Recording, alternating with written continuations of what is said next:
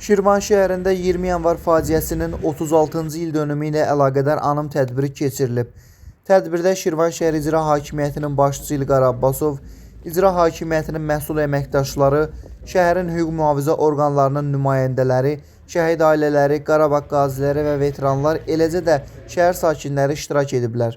Anım mərasimində 20 yanvar şəhidlərinin əziz xatirəsi dərin ehtiramla yad edilib.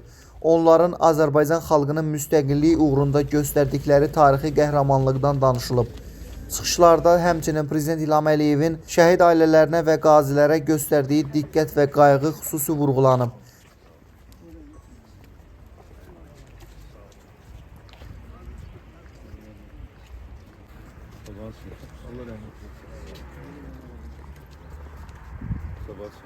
Allah rahmet eylesin.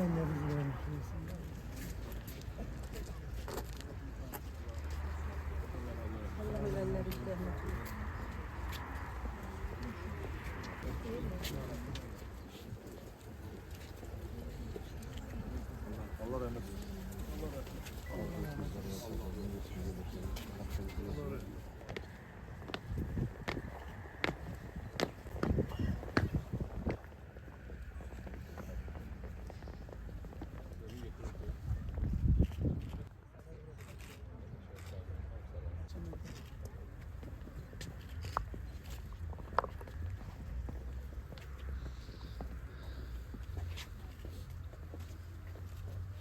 30 ildir gözləyirdik bu günü.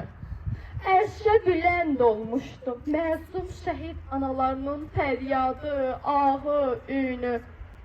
Kim kəsdi kəsilməyən bu kor düşmüş düyünü? Söyləyirəm, yaxşı bax, yaxşı gör, yaxşı tanı. Yenilməz xalqımın ali baş komandanı.